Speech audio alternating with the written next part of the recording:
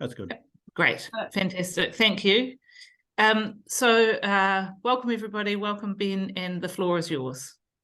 Kia ora koutou. So it's great to be able to talk to you all on Zoom, and this has developed over a number of years, and it's been a real pleasure being able to join in with the Bioethics Centre seminar on a regular basis. So this is my topic for today. Just get things going right way. Here we go. So those who are interested in this area will know that the PPPR Act is currently under review by the Law Commission, and I've been significantly involved there. And so I've been thinking a lot about this whole issue, and the question I'm asking is whether the focus of the Act needs to change. And my argument is that the current focus is on who makes the decisions, and there's not a lot of attention to addressing disagreement other than giving the right to decide to one party. So I'm going to pursue these ideas with a number of case studies that I've pulled together. But a first start, I've tried writing a paper around this for quite a long period of time, and I don't know, many of you have came across Lakoff and Johnson, but I really like their work about metaphors we live by that suggests that we use all sorts of metaphors to discuss a topic, and any metaphor we choose will highlight some aspects and hide others. It's not that one's right or another, they just have different strengths. And the example they use is war as a metaphor for cancer, where we battle against cancer and we fight cancer, which gives you a different orientation than if you dance with cancer. And those of you who might have followed Michael Cullen's slow demise, he struck me very much as a man who was dancing with cancer rather than battling cancer. So I think that idea of the metaphor we choose, and as I say, it's not saying that the other one's wrong, it's just that they have strengths and weaknesses. And then when I was hunting around this, I found Manson and O'Neill's book about informed consent and was delighted to discover that they focused it around Lakoff and Johnson's metaphor and argued that the informed consent metaphor misses out on the relational work that is involved in that happens in informed consent. So that's where I'm coming from. So the metaphor of informed consent that we currently have, and I've obviously summarized it, but I think it's a fair summary. So the first instance is that patients trust their doctors with their health and well-being, and I'll talk a little bit more about whether this is true or not, but it's a presumed starting point. This is from the Medical Council's statement on good medical practice in New Zealand. The doctor will provide treatment that comply with legal, professional and other relevant standards. They'll provide information that a reasonable consumer. And this is, I think, an interesting one. Services may be provided to a consumer only if that consumer makes an informed choice and gives informed consent. So the whole idea of informed consent initially came from, if you're going to do something on me, I have to be able to consent and I have a right to decline. Introducing the idea that not only can I decline the thing you offer, but actually I have a choice as to what to do, is, I think, a sort of a further extension of the idea. And if they are assessed as not being competent to make a decision, then the decision can be made by a person entitled to make that decision, and the EPOA or the welfare guardian and ultimately the court can do that. And I've been involved, I chair the Wellington Welfare Guardianship Trust, so we've had quite a lot to do with this. And one of the important things about welfare guardians and EPOAs are that they cannot refuse consent to standard medical or life-saving treatment or treatment intended to prevent serious damage or harm to that person. So that's the sort of the current, bare bones of what we've been doing. And as I alluded to, this question of choice, I think, is a really important one, because I think there's an implicit sort of belief, if you like, that patients get to choose what treatments they might get. And this is sort of implicit in the Code of Rights, but not exactly. So every consumer has the right to have services provided in a manner consistent with his or her needs. The question of needs, who assesses those needs and who provides services? And is this the patient's assessment of their needs and what they need, or is it the doctor's assessment of their needs? Is not expanded on so clearly. And then this is the point about choice, which I think is a really important element in there, which I think is actually at the core of the way in which this is problematic, because they have little choice over which options the doctor offers. So as I've said, the doctor they have services provided that comply with legal, professional, ethical, and other relevant standards. So the very simple example is that my patient cannot choose to have a prescription for some morphine for their sore toe because that would not meet my professional standards around the prescriptions of opiates. And so, in fact, the idea of choice is, quite constrained by that phrase. And the reference, which is at the bottom of the slide, is a discussion from someone in England saying that the General Medical Council equally sort of glosses over the question of whether patients get any choice in terms of the options that doctors offer them. They may have choice over the options that are offered, but not choice in what gets offered. And then given that EPO and welfare guardian cannot decline standard treatment, how much choice is actually been available? And we had a recent example with our trust where a welfare guardian had been appointed to a patient. There was a meeting of an MDT meeting of the staff involved in the care, and we received an email saying that the welfare guardian wasn't included in those discussions because they were deciding on what the standard medical treatment would be, and the welfare guardian's role was one of consenting or not, which I thought was a rather maybe extreme, certainly narrow definition of what the role of the welfare guardian might be. And then choice is, of course, dependent upon availability of treatment, prioritising according to need and public health requirements. And this has become particularly apparent during the pandemic, of course, where you might like to choose to have people visit you in the rest home, but the rest home was saying we're not going to have any visitors. And then the question of, will the choice affect other people, and should they be involved in the decision? And with a system which seems to be very individualist, autonomous base, the implication is the choice is my choice as an individual, when in fact there are an awful lot of settings where other people, my family members, other patients, are affected by the decisions that I make. And so is there really that much choice? That's the reference to the Medical Council, to the British situation. So informed consent, it works really well for routine surgery. There's no question about that. It's not as good for emergency surgery because of all the variation around what might be found while they're there that's unexpected. It doesn't work at all well for things like managing of long-term conditions, talking therapies, public health impacts, and triage. So it's a useful tool for some things. And as I say, it's the metaphor example is a really good one of saying, well, it highlights some problems, which are those which are particularly apparent in routine surgery, but it hides a whole load of other problems that don't therefore get as much focus put on them. So here is the first of the case studies that I'm going to use to discuss this. So Hine is a 39-year-old woman who was referred to hospital by her GP for investigation of pelvic pain and vaginal bleeding.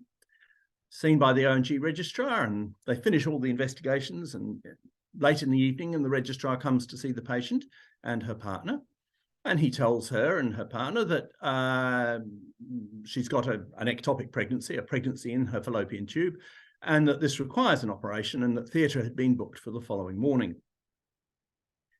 Hine replied that she had been trying to get pregnant and was pleased to hear that she was pregnant. She was not quite ready to end the pregnancy in any way. She had to be in court the next day to support her cousin, and said that she was going to go home. And she was admitted 3 days later to the intensive care unit in hemorrhagic shock from a ruptured ectopic pregnancy, which is clearly not a good outcome. So the issues that I think this case study highlights are issues of trust, a question of capacity we'll start to touch on, and the intersection of issues around duty of care, I think, are also there. So trust is the first one I'll go to. First thing is patients do not all trust doctors, and clearly Hine did not trust the registrar completely, otherwise she would have done what they suggested she needed to do, I would suggest. But if you don't have trust, you can't get a history. If you haven't got trust, then giving them information is meaningless. And we know this a lot around the whole problem of COVID vaccination and what you do with someone who's refusing vaccination. And the issue of providing more information is only useful if they trust you, because if they don't trust you, they will say you're part of the conspiracy to force everyone to get a COVID vaccination to make money for the big drug companies, or whatever their particular version of the conspiracy might be. So if they don't trust you, then providing information doesn't help. And in this case with Hene, the doctors, I'm sure, have told her that they're worried about what the outcome of not operating on her ectopic pregnancy, unless she has, and yet she has still decided that she's going to leave. And then obviously without trust, they will not follow any treatment plan. And this was at the core of this example. And the argument I'm making is that decision making has to be based on a relationship of trust. So in fact, before you do anything else, you need a relationship with the patient that is trusting. And as said before, Hene doesn't fully trust the registrar. Now, this is one of my favorite studies to have come out of the COVID pandemic, and I don't know how many of you have seen you. I'm sure that particularly the Dunedin people will know all about the Dunedin study, which is a cohort study that started around the time when I was a medical student, has been following people up for the last 50 years. And they did a part of their study where they contacted all of their cohort and asked them about their views on vaccine for the COVID vaccine. And this was done at a time when information had been in the media for quite a period of time, but before the vaccine was actually rolled out, was the timing of this. And the finding they had was that 75% were accepting of being vaccinated, 12% were hesitant, and 13% were refusing. The really interesting thing here was that because they've got this cohort, they've got a 94% retention rate in the cohort. So this truly is a sample of a population, not just a subset, if you like. And so they've got a whole load of extra information about these patients. And this was the really important correlation that they found between vaccine refusal and adverse childhood experiences. So in this part of the graph, it shows that the adverse childhood experience in vaccine-resistant people was significantly greater than the adverse childhood experiences in those who were vaccine willing. And then the second point was the trust in sources of COVID advice was highly variable, and that those who were vaccine refusing were not trusting of either institutions, so just under 20%, or friends and family and influencers. No one really trusted, which was a nice finding, I have to say. And this was a quote from the paper, which I think highlights what I'm talking about. So the 5-decade-long longitudinal study revealed that vaccine hesitancy and resistance are not merely misunderstandings by uninformed adults. Intentions emerge from adverse childhood experiences that have a legacy of mistrust, chronic mental health problems, lifelong tendencies to have extreme fear and anger emotions and shut down under mental stress, fatalism about health, non-conformism, and information processing deficits that, when combined with extreme emotions, can yield decisions that seem inexplicable to health professionals. And I mean, Hene's response is sort of inexplicable. You mean you're going to go home and you might die? That doesn't make any sense. I don't understand. And I think this as an approach to thinking about it is a really important way of thinking about it, and I think has a lot of relevance. So that was about adverse childhood experience, which are, of course, a subset of the trauma that someone might be exposed to through their life. And this is just some New Zealand data on the number of people you might meet who have experienced trauma, and they've defined that as the lasting adverse effect on a person or collective's functioning and mental, physical, social, emotional, or spiritual well-being caused by events, circumstances, or intergenerational historical traumatic experiences. So one of the things that this speaks to is that, for example, Māori, because of a collective lack of trust in institutions because of the history, may be carrying, if you like, intergenerational trauma of lack of trust and wariness because of their membership of a minority that has been exposed to trauma as a collective. And so for every 10 people, including children, these are the sorts of numbers. And this data, when I started finding this literature, all sorts of pennies started to drop for me, because in terms of where I worked as a GP, actually probably everyone, all of the patients at Newtown Union Health Service will be people who have experienced trauma in their lives. I mean, the refugees, the people with mental health and addiction, the minority populations, the prisoners, all of the people we were looking after, very high levels of trauma. So this, I think, is a really useful area of work to understand, and I'm not going to go into any great detail, but I will highlight it as being something which I think is very important. In terms of how do you do trauma-informed care, and there is an emerging and increasing literature on trauma-informed care, the central thing is that these people don't trust and are in a fight-flight mode a lot of the time. They are hyper-alert and not using their cerebral functions so much because they're looking for danger and trying to avoid danger. And so the first thing you need to do is to enable some safety for the patient. And that overlaps considerably with the question of how you develop trust. In fact, arguably, they're exactly the same thing. But I think that, therefore, in terms of talking about adult decision-making, this question of developing trust and making the patient feel safe is actually, it's not just a little add-on that you might do some of the time. I think my argument is that actually for a large portion of the patients, certainly that I cared for, it is the primary thing you do before you do anything else. And that if you don't do it well, you're unable to do much else. And there are a number of books. So Bessel van der Kolk was interviewed by Kim Hill a month or so ago, and his book was the book that I read, which I found really, really informative in this area. Stephen Porges's polyvagal theory is the basis of much of the theorization around trauma-informed care, and he's written wonderfully about that.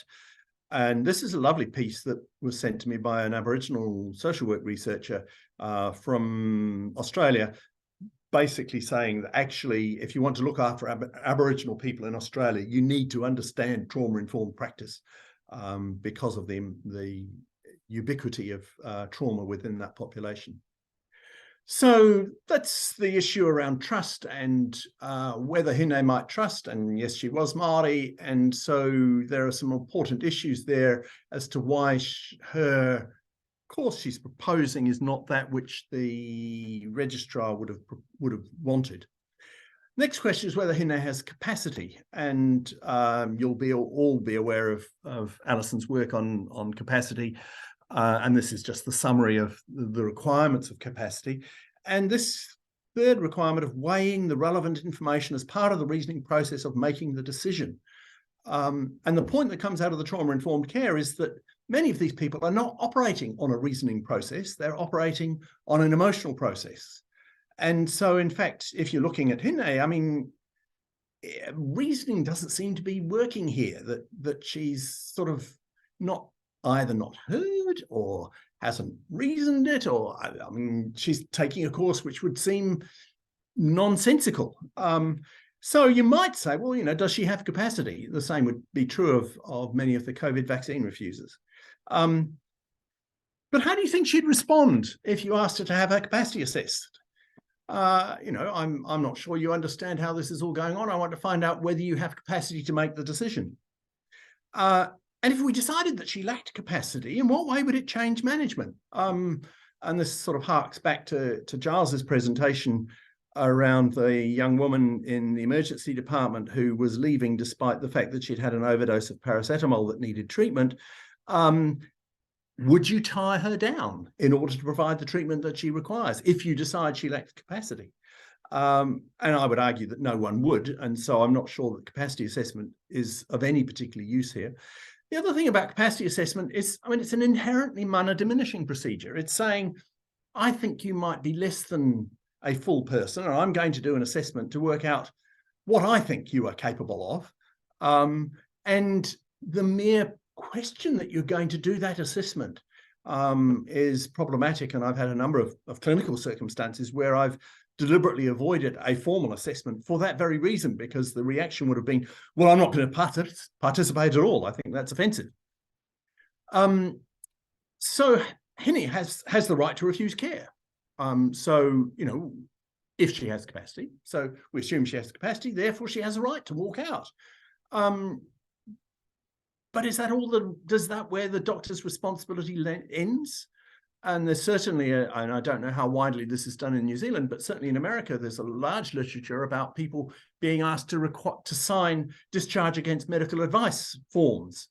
They've been shown to be harmful and to make no difference to the legal liability. People who've been forced to sign such a form are less likely to come back and more likely to end up with more severe illness. And in this whole system, there's no requirement, expectation, or strategy to resolve the fact that there's a disagreement. And if you take a strict, if you like, legal view to the informed consent metaphor, there's nothing in there that says, actually, you need to say, look, can I take your phone number? I'll ring you up in the morning. Or why don't you go and talk to your GP? Or work out what strategy there is to resolve the disagreement. There's just a sort of, she's got a right to decline to stay, and therefore she's going to go, and therefore there's nothing I can do about it, which clearly is not a good way to approach the problem. So the case study 2, this is another case that I heard the detail about, that I've changed around a bit so that it's not able to be identified. So she's 75 years old. She's had a stroke and significant physical disability and cognitive impairment.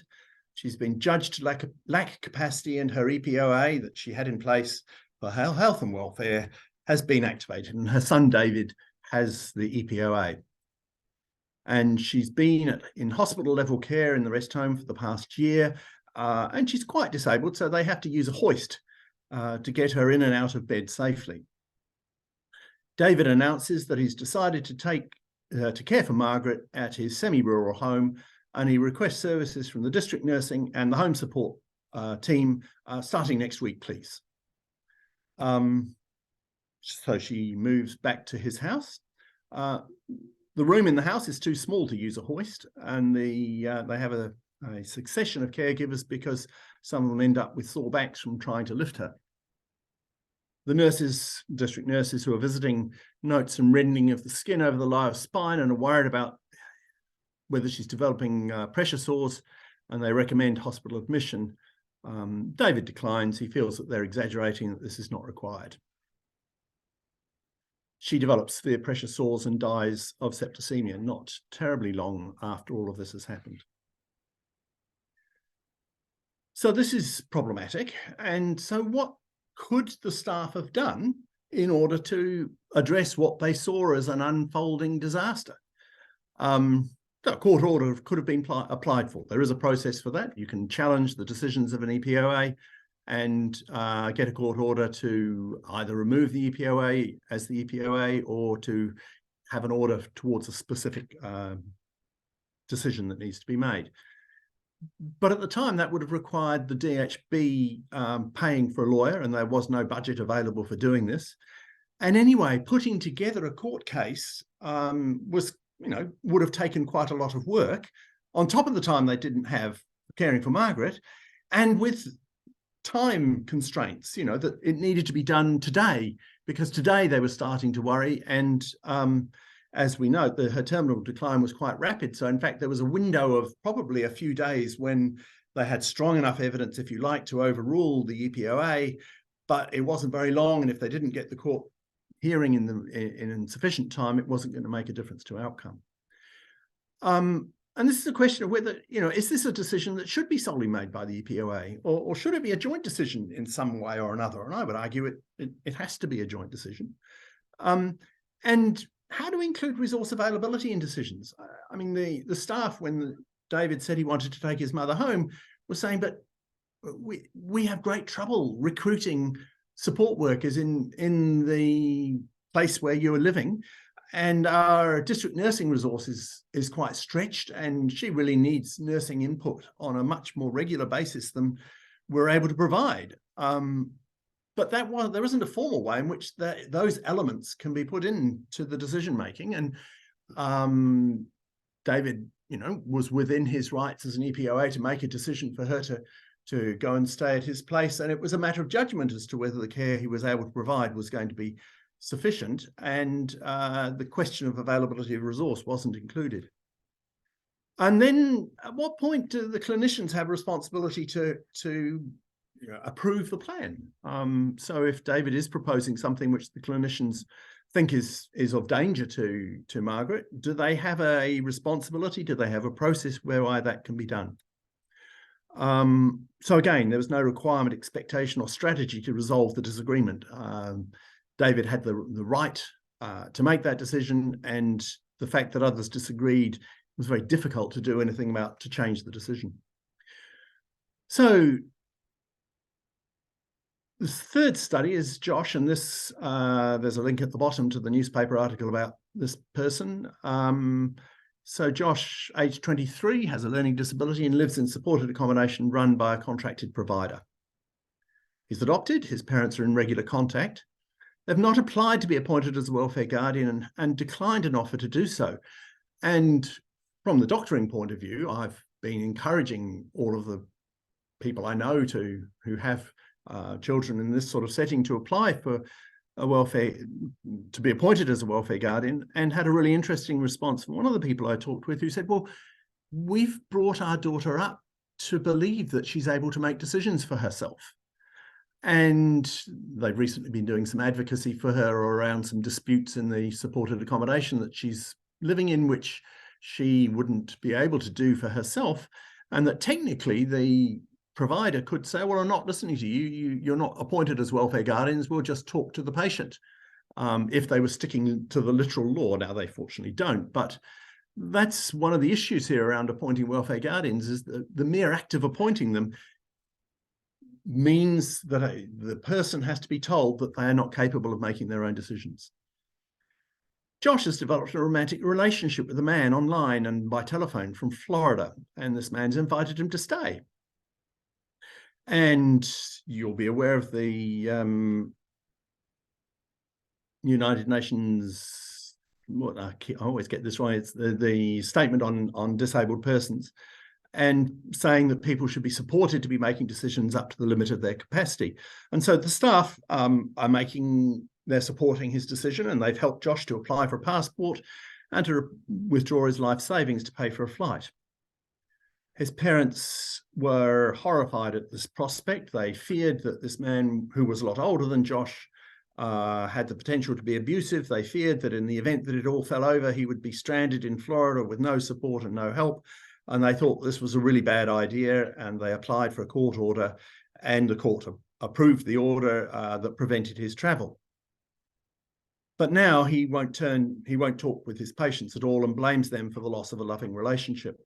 And there's an interesting discussion about whether this was right or not, and without knowing all of the details, none of us could really make that judgment. But as I say, there's a link to the New Zealand Herald article about this person. So diminished capacity. Capacity in a theoretical and into the law is decision specific, but in practice, so the case I was talking about with the welfare guardian who was excluded from a multidisciplinary team, the person that they were a welfare guardian for, the medical assessment of her said she had no capacity. Well, she had capacity. She had some capacity. There was no doubt she had diminished capacity, but the welfare guardian was appointed being able to make decisions about all health and welfare things without any limitation. And in practice, what happens is with EPOAs is that they tend, and EPOAs particularly, but also welfare guardians, is they tend to either be appointed or not. As I've just discussed, capacity assessments confronting, and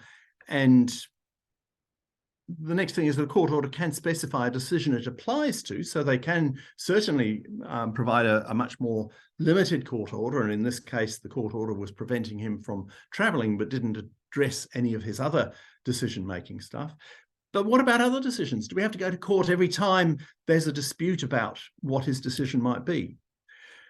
And then capacity assessments are problematic. So the first thing is that reproducibility of capacity assessments is poor, and the patient I was talking about has now got 2 capacity assessments that say that she does have capacity that contradicts the previous one that she'd had done. Racial bias is considerable, and yes, this comes from US data, but I have no reason to doubt that it may also be the case within New Zealand. Disability bias, and I'm not really up to date with all of this literature, but I had a little dip into it. And of course, there's a whole load of evidence of people presuming that someone who speaks funny has an intellectual disability as well, or is in a wheelchair, is less able in all respects than someone who's able to walk, or who has some other physical disability. And there's a whole load of papers I found that talked about the way in which consultations are held, where people speak louder and more slowly if they've got a physical disability, which isn't necessarily, which clearly is presuming them to have an intellectual disability as well. The court order process is confrontational or binary. In order, someone has to decide to go to court because they disagree. It's not about sort of having a conversation about working out how we can solve the problem. It's about getting a court order for a particular reason. And so in this case, had there been a process which was much more mediatory between the parents and Josh and the caregivers to work out what to do, they might have come up with, well, actually, if you feel so strongly about it, Mum, will travel with you to Florida. Or actually, no, I don't think this is going to work, and let's explore it a bit more. But they could have had a process to try and work out what to do next, rather than the court just cancelled his ability to travel, and now he's really annoyed with his parents because he sees it as all being their responsibility. And then this is the last of the cases, and this has been in the media, so some of you may have come across it, and it was just an example of a woman who had an advance directive which stated that she did not wish to be treated if she had a severe loss of physical or mental capacity. She had a severe stroke, and the medical staff ignored her mother's wishes and continued treatment, and she died after refusing food and finally fluids in order to die. And a bill has been proposed to Parliament to give more strength to advance directives. And advanced directives, from a clinician's point of view, they are difficult to work with, because you don't know how much informed consent there was in relation to saying they don't wish to be treated if she had severe loss of physical or mental capacity, because sometimes you're in the situation of, well, not knowing how severe the loss might be until some time later. And then there's the question of how old the directive is, and whether, as you know, whether the person who signed it at the age of 20 has the same views as someone who at the age of 60 has a stroke. So it's not a straightforward thing. But I would argue that there's only really an issue if there is disagreement between the directive and the proposed management. So I would say that reframing this problem not as a problem of how much notice is taken of advanced directives, but a problem of what we do when there is disagreement. And there was effectively no accessible process for Barbie's family to challenge her care. Of course, they could make a complaint to the Health and Disability Commissioner at a later time and get a judgment later on, but that's not going to do anything for Louise Duffy's mother. So at their heart, all of these cases have a disagreement between the involved parties. In the first case, it was between the doctor and the patient. In the second case, it was between the son and the nursing staff, particularly. With Josh, it was between Josh and the caregivers and the parents. And the caregivers acknowledged that there were some risks of him going, but they thought they were able to mitigate it. They weren't completely happy about it. But there wasn't a good process of what to do about the disagreement. And then with Barbie, between the patient and the surgeon. And I would argue that in the current structure, there's very limited strategies for resolving disagreement. We don't have a way of requiring that. So the other alternate metaphor is the idea of the agreed management plan. And this is what we do every day. This is what we teach the medical students to do. The Calgary-Cambridge consultation method is the text we use to teach students how to do a consultation, has something like 74 different items in them that includes building a trusting relationship and includes reaching an agreed plan. And I haven't checked it recently. I'm reasonably sure it doesn't specifically talk about informed consent, but the whole process is about coming to a decision which everyone agrees upon, which therefore they're going to consent to. So that was the first thing. Is this is what for at least the last 15 years has been what we have been teaching medical students as being, you know, what they are supposed to do. The Health Quality and Safety Commission has relatively recently developed their shared goals of care program of work. And this is essentially working along the same line of saying, actually, whenever you're caring for a patient, you need to work out what your shared goals of care are prior to deciding what you're going to do. And if you've reached agreement on what the shared goals of care are, then you're more likely to, one, give proposals to the patient that they might find acceptable for what they're needing. And two, the patient is more likely to accept things that you are proposing which fit the shared goals of care. So the goal of a consultation is to develop a trusting relationship to reach a plan agreed by all those affected by the plan who are able to participate. And so I guess what I'm suggesting is, and just extending that a little bit more, that the plan will include considerations of resource availability, public health consideration, patient wishes, doctors' recommendations, including the understanding of the evidence of different options and input from others, including carers, friends, and family members. So it's a lot of people and it's a lot of issues and it's complex. So narrowing it down to informed consent is very hard to include all of those elements. And what I'm suggesting is that if agreement is reached, then that is the plan. And I'm sure there are those who will find the exceptions to discuss. And I'm completely happy to acknowledge that there may well be such things. But again, if we put this in the context, this is just another metaphor which highlights some things and will hide others.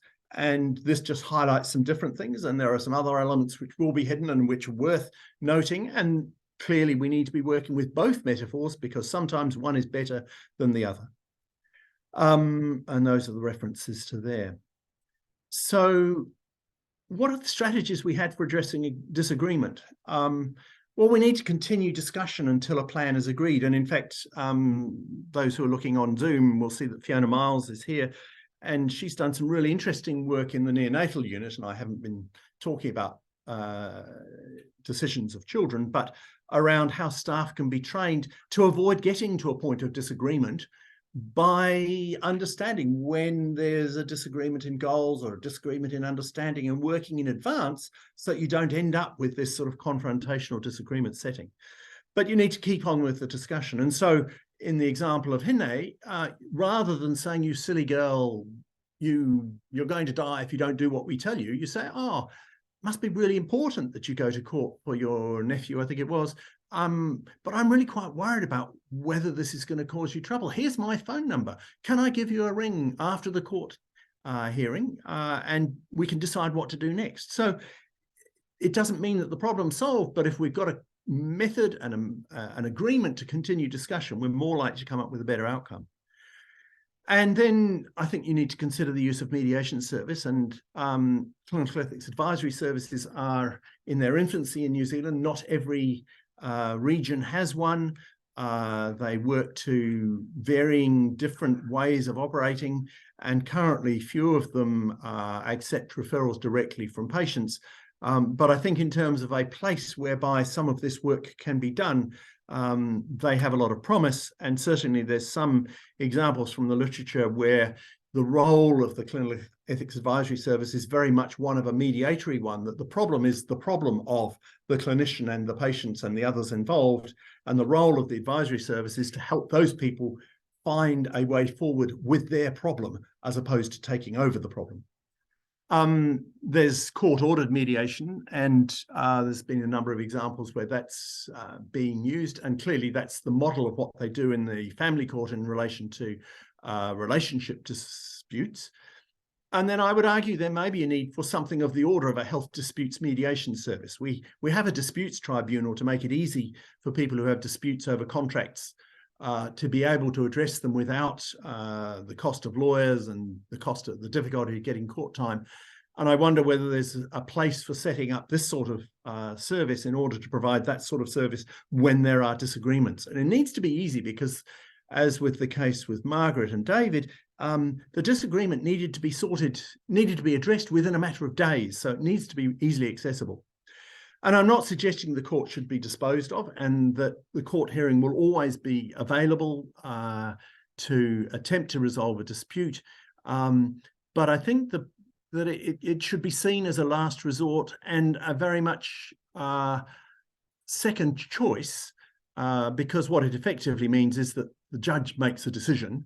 We just give the power to make the decision to someone else, rather than reaching a compromise which people can all live with, of moving forward, which everyone agrees with, which is more likely to maintain all of the relationships functioning well.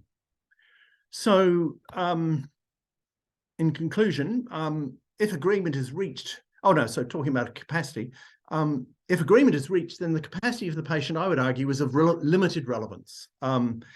If they completely lack capacity, then they're unconscious, then clearly those involved and the provisions of Right 7.4 in terms of who you might talk to is a good model of the sort of people you might talk to. But you want to get some agreement from those who are involved in their care, their family members, their friends, their spouses, to work out what to do. And clearly the doctors will have a big part in that, because they will be the ones who will have the best information about prognosis. And if there's some limitation of capacity, I think there's very much a need for an advocate for the patient who has limitation of capacity. An EPOA, a welfare guardian, and the Law Commission has a little section talking about decision-making supporter. And what I envisage for these is that if they don't have all of the power, then the need for the formality and the cost of appointment goes down a little bit. And one of the barriers for EPOAs is that actually to get an EPOA requires at least 2 lawyers to be involved, and can be quite expensive. And so by no means everyone has one of those in place as they age. And this model I found, and it's an oldish paper, but I thought was an attempt at a 3-dimensional model for evaluating, and I've suggested another dimension which I think needs to be in place. And what this is really suggesting is that if the patient consents and the treatment benefit is high and the risks are low, then the point of doing a capacity assessment is, minimal. If the treatment benefits are low and the risks are high, then the idea of doing a capacity assessment goes up, and then there's a medium issue in between. And the same thought being around if the patient's refusing, then if the treatment benefit is low and the treatment risk is high, then you don't need to bother with doing a capacity assessment, because if they're refusing, they're actually doing what you think the right thing is, and vice versa. What I would add to this schema, though, is that we need to take into account the harms of capacity assessment. So doing a capacity assessment of its own will create some problems. Secondly, we need to include the risks and harms of enforcement. So there's no point deciding that actually the patient lacks capacity unless you're prepared to go ahead and go against their wishes. And so Giles's example of, are we going to tie the young woman down in order to give her intravenous therapy to deal with her paracetamol addiction? And if you're not prepared to do it, then doing the capacity assessment isn't going to alter your management. So you need to consider that. And I would argue that there's quite a high threshold to decide to use force on a person who you deem lacks capacity because of those issues in relation to Human Rights Act. So I think it's a complex set of problems, and I think 4 dimensions probably doesn't do it justice either, but I think that those are the sorts of ways in which you might be approaching this. So in conclusion, I think informed consent doesn't reflect what most consultations consist of. And so it's problematic, and certainly teaching students, it's problematic teaching them the whole idea of informed consent and how they need to do that if it doesn't sort of align with the rest of the teaching they're having about how to run a consultation. The current process has few options available to resolve conflict. And I'm arguing that decision-making will be improved if we shift the focus. And I'm not saying remove the focus, but if we change the focus from who has the power to make the decision as to how we make and reach an agreement. And I think that that's the way in which I think the law could improve. And I'm hoping that that might be an opportunity that we have now with the amendment to the PPPR Act in the balance.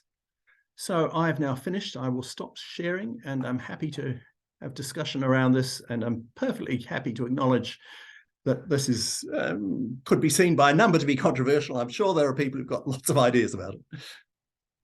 Thanks very much, Ben. So we have about just over 15 minutes for some questions. So if people who are joining us on Zoom could please use the hands up reactions tool, or just a analog version of that, Simon, thank you. And then we'll get to those questions. And people in the room, if someone, it's a bit hard for me to see hands in there, so if someone could just unmute when there's a question, we'll move to the room after Simon's question.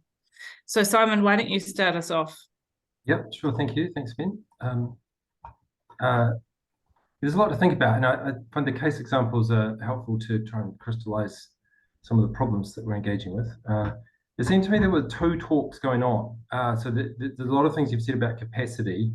I would just put those aside in my initial response. The key point that I'm taking from what you're saying is that we should change our laws and our teaching so that students approach the clinical decision, to avoid disagreement, or to be aware of things that will prompt or create disagreement or tension, and that rather than just thinking, oh, this is the patient's choice, we should be mindful of that. I'm not convinced that that is a point that's in any way in contradiction with our current teaching around informed consent. I can think of some examples that we go through with students where all of this is discussed. But as you've acknowledged, there are still situations where a clinician may do everything possible and a team may do everything possible, and there is still disagreement. And then we have to have some kind of law to deal with that, as you've said. And I think we would probably agree, you and I, that it should still be the patient's decision, an informed decision. So then I'm wondering what exactly is going to change.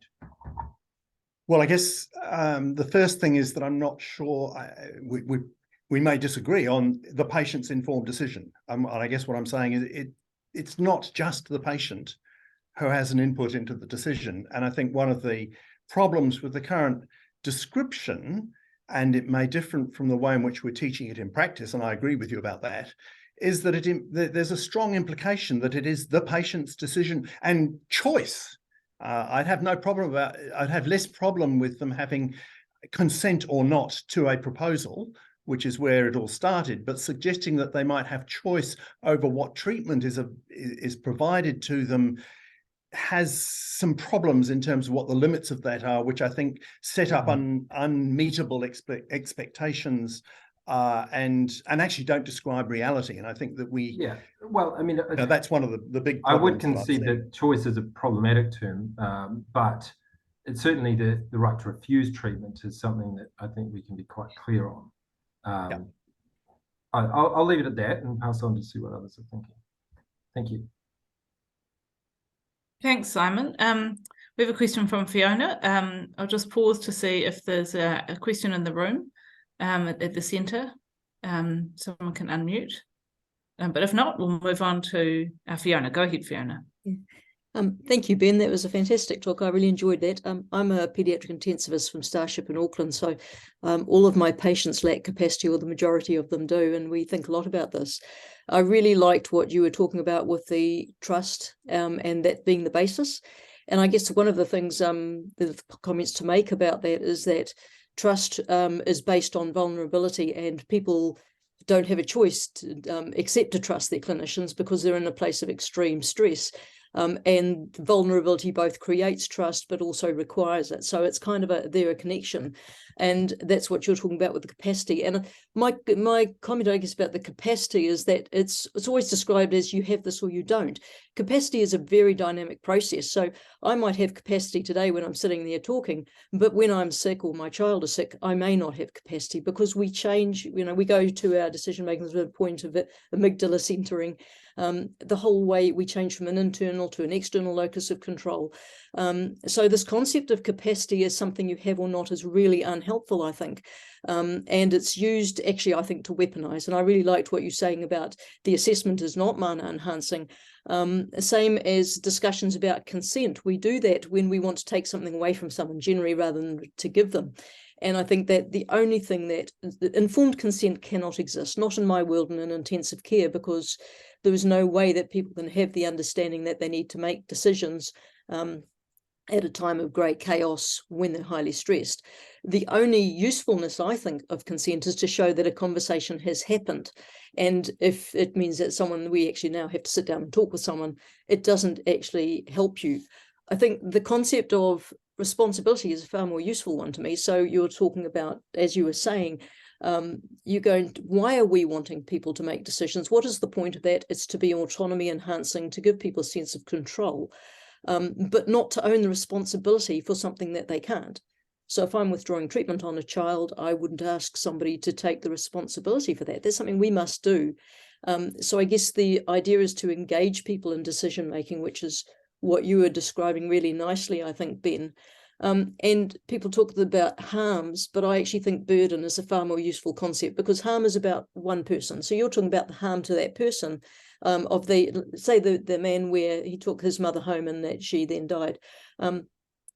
That was all about the harms to him, rather than the burden to the community. So there was harm to him, but there was also a big burden. And I think that the whole collective responsibility has to be, let's not talk about just harms to one person, because that then negates all your resource issues, all the other things. So I guess and again, this is all very Eurocentric, and I like the thinking more broadly about how do we do this in a way we're supporting people. And I think it's not you don't have one discussion. This is a journey. It's the focus on the process and not the outcome. And all of the literature, all of the stuff that's talked about, the court processes are a dynamic. They're a snapshot in time based on outcome, rather than a dynamic process where you're on a journey and you're constantly making decisions and choices, and you're with the person on that journey. And I think you actually summarized that really nicely. So I guess there's just lots of things that came out of that for me. And I think that the literature and the theoretical ideas around these things don't match actually what our lived experiences are on the floor when you're dealing with clinical patients. And I think you've actually done a really nice summary with those cases describing exactly that. So not a question, but quite a few comments, I guess.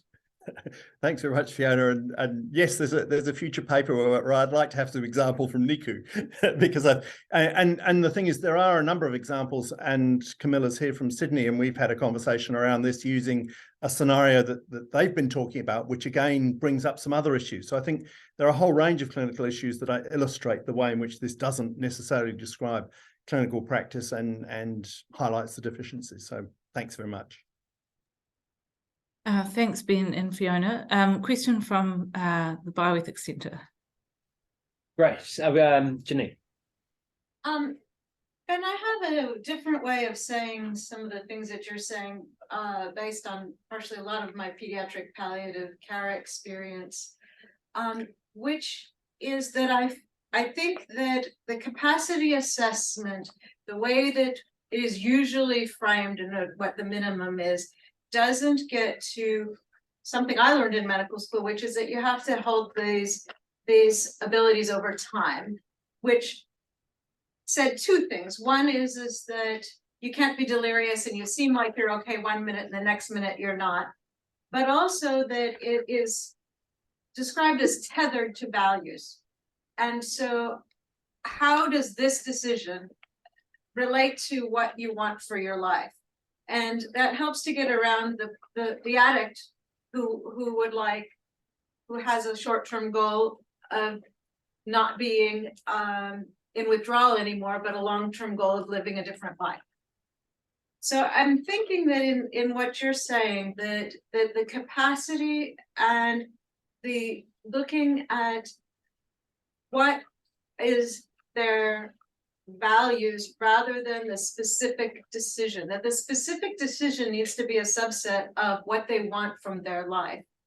And that what we do is we end up getting binary about the specific decision and never get to the underlying things. And I'm guessing, with Fiona too, that there's a lot of, in the ICU, there's people who demand certain kinds of treatment. And that the doctors perhaps don't even see as helpful. And so why do they get stuck there and that becomes a decision-making disagreement, when really what we're talking about is what's the value underneath this? Yep. Well, and I think I didn't expand in great detail, but I think the work that HQSC has been doing around shared goals of care, and so that, what I've been saying to my students in terms of the question of advanced directives is not trying to encourage every patient to have an advanced directive, but that for every patient they admit to hospital, they have a bit of a discussion about what the goals of care might be. And my favorite example was a patient of mine who I had this discussion with, and he had very severe heart failure and had been admitted 3 times in the last 4 months. And I was sort of talking to, so did they talk about whether you wanted to resuscitate if you collapsed? And he said, oh, no, not really. I said, what's happening for you at the moment? He said, well, my daughter's getting married in 3 months' time. And in that setting, you know, if there was anything I could do to enable him to live until his daughter got married, I might well do it. When in a more sort of objective sense, why would you bother? So I think that's a really important question about understanding what's in behind it. And that's probably the way in which you, and I think, Fiona, that's what you're really alluding to, is that you can avoid the binary confrontational thing if you know what the underlying values are. So that the family that are insisting on continuing care, before you even get to the point of insisting it, you can predict that they're about to do that because you know them well enough to know that's where they're coming from, and you're then working out how to deal with it. Right, we got one more question in the room here. Oh, great. Yeah, thanks, Ben. I agree with Janine's ideas about values and shared goals of care, etc. I did wonder at that first case, you appear to have made an assumption that the doctor acted appropriately. This is Hine. Wouldn't we want to investigate the level of information and the accessibility of the information provided rather than heading directly down the trust trauma, which of course trust is important, but surely that's also based on the information provided. And possibly we might have had a problem with the attitude of the doctor. Maybe they had inherent biases and racism and so on. But we seem to have gone down a pathway that actually we seem to have missed the obvious, which is what exactly was said. How was the information imparted? You know, you seem to have assumed a lot. Well, no, and I guess, I mean, partly I actually can't remember exactly where I got that case from. It's many years ago, but it was a description of a particular case that I've amended and changed a little bit, but has the same thread to it. And it's a bit like Giles's example with the young woman who is refusing her intravenous treatment. She's got her bag packed in her hand and she says, I'm leaving. You know, so yes, that you might try and find another way to describe it or talk about it some more, and all of that's not unimportant. But at the point she's walking out the door, you know, actually that may not be available. So I mean, I think you're absolutely right. And in terms of looking back on, you know, I mean, I hope someone did a sort of a root cause analysis of this person's outcome to say, well, you know, in what way might we have changed that? So all of that's true, but I think that in the explicit clinical setting, you reach the point where you reach, you know, that she said, well, no, I'm going. And of course you're going to, and really, I guess what I'm saying is that's an unacceptable end point, and that you need to be able to continue the discussion. And that's why, you know, I think the major error was one of not continuing the discussion, given that she's decided to go. That's all the questions in the room. Oh, No, is there another one? Grant. Oh, do you have one, Grant? Grant. No, if anything, I would have just reinforced Lindsay's comment that a lot depends upon the inclusiveness of the patient as an intelligent, participatory member of making the decision in the light of a full revelation of the consequences of that decision, however unpleasant they might be. So rather than being the kind doctor who protects the vulnerable patient from nasty information, treat them as an adult who has to make a mature decision. Yeah, and I think part of that scenario was the 11 o'clock at night. You know, that actually they've done all of this, and I think this happens a lot in the hospital, that everyone's decided what best management plan is, and they go in and tell the patient what the right thing to do is, presuming they're going to agree, and then they find they haven't, and they're caught. So I mean, I Yeah, think it's right. and you know, when you're stressed and it's the end of your shift and actually you were due home 3 hours ago and your partner's got dinner on the table and you're just wanting to finish off your shift, you know, then this is the sort of thing that happens. So I think you're right, Lindley, that yes, we could sit back and work out what was going on, and there may well have been some serious resource problems in terms of short-staffed doctors. You know, that they didn't actually have the time to do a proper job of this, and that was actually an important part of why it all happened. Thanks, Ben. We've reached the end of our time. So thank you very much for your excellent presentation, and thanks to everyone for joining us today for the seminar. We have a seminar next week from Professor Janet Hook from the Department of Public Health at the University of Otago, Wellington. So hopefully people can join us for that. Otherwise, thank you, and we'll see you again. Thanks, Ben. Thanks very much to everyone. Got it. Ben.